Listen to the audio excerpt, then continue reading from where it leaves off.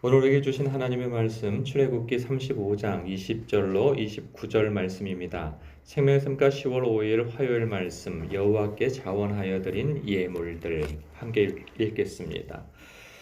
이스라엘 자손의 온 회중이 모세 앞에서 물러갔더니 마음이 감동된 모든 자와 자원하는 모든 자가 와서 회막을 짓기 위하여 그 속에서 쓸 모든 것을 위하여 거룩한 옷을 위하여 예물을 가져다가 여호와께 드렸으니 곧 마음에 원하는 남녀가 와서 팔찌와 귀고리와 가락지와 목걸이와 여러 가지 금품을 가져다가 사람마다 여호와께 금 예물을 드렸으며 무릇 청색, 자색, 홍색 실과 가는 배실과 염소털과 붉은 물들인 순양의 가죽과 해달의 가죽이 있는 자도 가져왔으며 은과 노추로 예물을 삼는 모든 자가 가져다가 여호와께 드렸으며 섬기는 일에 소용되는 조각목이 있는 모든 자는 가져왔으며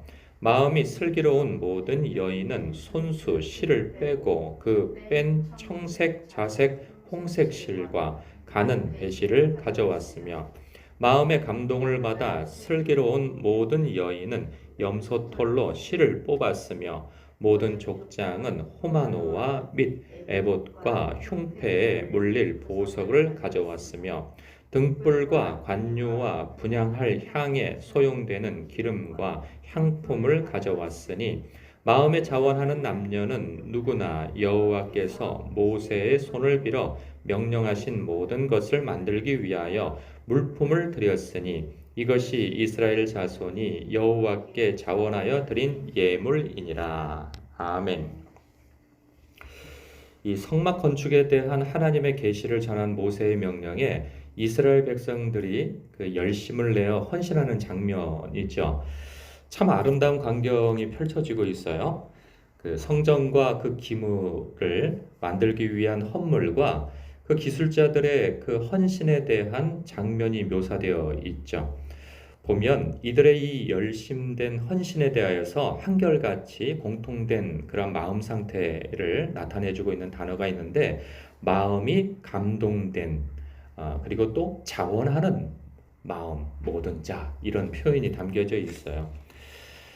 이렇게 보면 여기 그 성막 건축을 하기 위한 그 재료들을 이렇게 헌물하지 않습니까? 거기서 보면 뭐 22절에 마음에 원하는 남녀가 와서 팔찌와 귀고리와 가락지와 목걸이와 여러 가지 금품을 가져다가 사람마다 여호와께 금예물을 드렸고 굉장한 그 기중품이죠. 남자든 여자든 이러한 기중품에 대하여서 다 소유하고 싶은 마음이 있을 법한 굉장한 귀중품입니다. 그런가 하면 무릇 청색, 자색, 홍색 실과 가는 배실과 염소털과 붉은 물들인 순양의 가죽과 해달의 가죽이 있는 자도 가져왔다 그럽니다. 이때 그 염색 기술이 발전되지 않았던 이때 청색, 자색, 홍색 실, 가늘게 꼰 배실, 염소털 그리고 광야 땅을 걷고 있는 그들에게 있어서 해달의 가죽이 다 있어요. 이게 얼마나 희소성이 있는 이 보물입니까? 그들도 나름대로 이제 비를 피하거나 이러한 것들에 있어서 자기의 천막에 이런 해달의 가죽을 다 덮고 싶은 것들 아니겠어요? 근데 이러한 귀중품을 또 헌물하죠. 그리고 24절에 보니까 은과 놋 그리고 조각목. 이 조각목이 광야에 어디서 구할 수 있습니까? 이러한 것들을 소유하고 있는 사람들이 있어요. 굉장히 희소성이 있는 그런 재물들인데 하나님 앞에 자원하여 감동되어 드렸다는 거죠. 여기서 감동되어졌다고 하는 표현은 하나님의 영에 감동되어졌다는 그런 해석으로 들립니다. 이런 생각이 들어요. 이들이 이것을 어떻게 소유하게 되어졌을까 싶은 겁니다. 그러니까 일전에 무슨 사건이 있었냐면 그 황금 송아지 사건이 있었어요. 그때 이것이 저절로 생긴 것이 아니죠. 사람들이 이 황금 송아지, 그러니까 모세의 부재 때에 하나님도 부재하였다고 하는 그 두려움 가운데에서 그 우상을 만드는데 사람들이 막 저마다 금품을 넣었단 말이죠. 바쳤단 말이죠. 그럼 이때 이 사람들이 바치는 이 금품은 그때 바친 것이 아닌 거죠. 그러니까 거짓되고 잘못되고 세속적이고 한 그러한 것들에 있어서는 아끼고 있었던 것들인 거죠. 그러나 이때 하나님 앞에는 아낌없이 드리는 그것이 있었다는 거예요. 물질의 시기적절한 그런 사용이 있었다 하는 생각이 듭니다. 이렇게 하나님 앞에 이렇게 헌물을 하고 하는 일들, 그리고 25절부터 29절까지의 내용을 보면 그 또 역시나 그 하나님의 영의 그 마음의 감동을 받아서 슬기로운 모든 여인들이 이렇게 자신의 그런 섬세한 기술력을 발휘하여서 헌신하는 장면도 나오는 것을 봐요. 여러분 이 장면을 보면서 여러분들도 느끼는 그러한 것들이 있죠. 와, 나도 이렇게 했던 적이 있었는데. 여러분들도 신앙의 그 연륜이 있으신지라 살아오시면서 신앙생활 여정 속에서 주님의 몸된 교회를 뭐 세워 나아가는 데 있어서 뭐 지금도 역시나 마찬가지이겠지만 이렇게 하나님 앞에 아낌없이 들이던 때 그것이 물질이 됐던 시간이 되었던 자신의 재능이 되었던 하나님 앞에 이렇게 헌신하던 때가 나뿐만 아니라 여러 성도들이 함께 한 마음과 한 뜻이 되어져서 이렇게 아름다운 장면을 연출하던 때가 있었을 거란 말이죠. 여러분 회상할 때 가장 그립고 가장 이렇게 행복했던 순간을 떠올려 본다면 세상에서 돈을 많이 번 때도 있었을 것이고 높은 자리에 올라갔을 때도 있었을 테지만 주님의 몸된 교회를 세워나가는데 나만 혼자서 그런 것이 아니라 모두가 한 마음과 한 뜻이 되어져서 하나님 앞에 이렇게 기쁨으로 헌물을 하고 헌신을 하였던 그 순간이지 않았을까 생각합니다. 저도 되돌아보면 그러한 순간들이 있는데 그때가 가장 행복하고 그때가 정말 돌아가고 싶은 때가 아닌가도 생각해 봐요. 그런데 우리가 이제 과거에 그런 적들이 다 있었다 하면 우리가 역시나 지금도 그리고 앞으로도 이러한 삶을 사는 것이 우리에게 있어서 가장 행복한 순간이 될 것이라는 생각이 들어요. 주님께서 이런 말씀을 하셨죠.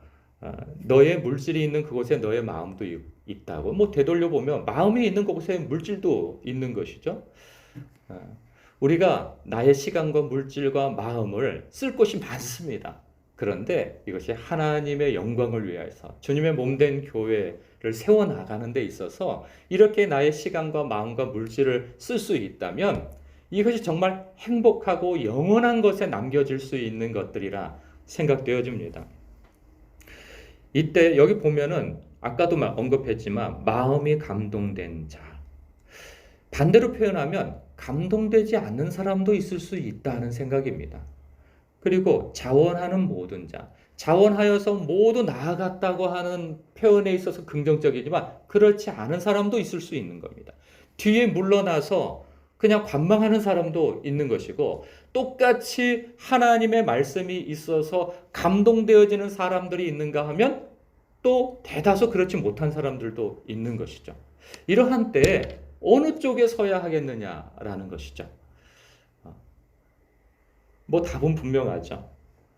자원하는 마음이 있고 하나님께 어떤 은혜를 생각하며 감동되어져서 하나님께 영광을 돌리는데 아낌없는 삶을 살아야 하는 것이 참 행복이요 영원한 것을 남기는 그러한 삶이 될 것입니다. 너희들이 물질을 땅에 쌓아두느냐? 좀과 동록이 해야 하느니라. 하늘의 창고에 쌓아두라.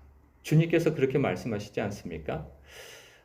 이러한 말씀이 우리의 삶에 또 저의 삶에 그렇게 적용되어져야 할 거라는 생각이 듭니다. 하나님 앞에 아까움이 없고 불순한 의도가 없이 한 마음과 한 뜻으로 이렇게 헌신하는 것이 얼마나 행복한 순간일까 생각해 보면서 과거에 되어졌던 것을 떠올리면서 와 이런 때가 있었지 그때 참 좋았어 하는 마음이 오늘도 앞으로도 그러한 추억과 그리고 기쁨과 행복한 나날들을 보내는 저와 여러분 되시길 주님의 이름으로 축복합니다. 기도하겠습니다.